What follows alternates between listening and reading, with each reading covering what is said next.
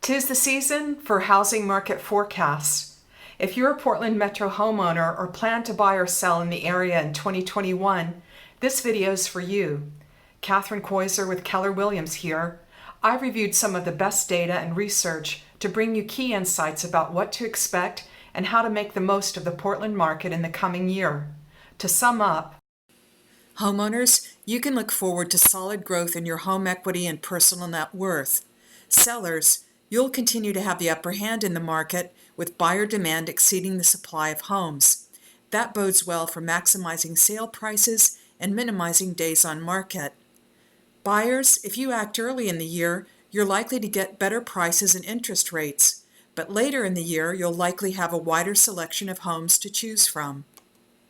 These kinds of generalizations are based on the work of housing market experts and economists. They look backward at past performance and forward to likely macroeconomic conditions to predict future performance. Though 2020 has been such a bad year for public health and the economy, you'd never know it from the Portland housing market. The latest market report by the Regional Multiple Listing Service sums up performance through November 2020 and how it compares to the first 11 months of 2019. The takeaway? As shown in the first column, fewer homes have come to market in 2020, but the second and third columns tell us that a larger share of new listings have sold, and as shown in columns 4 and 5, for higher prices and in fewer days compared to 2019. What do expert observers put these surprising results down to? First, and sadly, those hardest hit with job losses tend to be people with the lowest earnings in industries most affected by the shutdown. Since they're least likely to be in the housing market, their circumstances have had little impact on it. Second, all-time low mortgage interest rates and rising household savings with the stay-at-home orders and social distancing have stimulated demand. Third, most people who have held on to their jobs are working from home and have come to want more square footage, such as a home office and outdoor spaces to get away to. Again, the effect is to increase demand. Fourth, homeowners who don't need to sell have tended to postpone putting their homes on the market or have canceled listings due to concerns about their COVID risk and the economy. Their behavior has limited supply. Most economists forecast better times in 2021 that can be summed up in a few key indicators. Compared to the volatility and losses this year, solid economic growth on the order of 3.5% is predicted.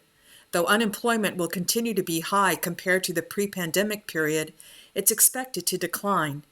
At 6.7% last month, the annual rate for 2021 is likely to come down about a half a percentage point to 6.2. Home loan interest rates will continue to be very low in historic terms, but will likely rise somewhat from the current 2.85% to around 3%. And now that vaccines have been developed and will be rolled out in the coming months, the pandemic may be under control and the economy largely reopened by the second half of 2021.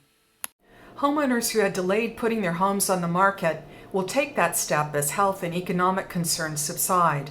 In other words, we'll likely see an increase in the supply of homes on the market in the second half of 2021. Of course, more listings lead to more sales. Given the improving outlook for next year, economists at Realtor.com predict 7% sales growth and 5.7% price growth in the US housing market. They've also forecast sales and price growth in each of the 100 largest metro markets. Among those 100 metro markets, Portland ranks 27th with a predicted sales growth of 8.1% and price growth of 6.2%. And that, in a nutshell, is how we arrive at the key messages shared at the outset of this video. But hold on, generalizations and averages can be misleading. At both the national and metropolitan levels, different segments of the market, defined by price range or geography, for example, can experience significant differences in performance. To take just one example, homes at or near the average price for the metro market tend to sell more quickly than luxury homes and for a higher percentage of list price. Performance forecasts for different segments of the Portland housing market are the focus of my next video.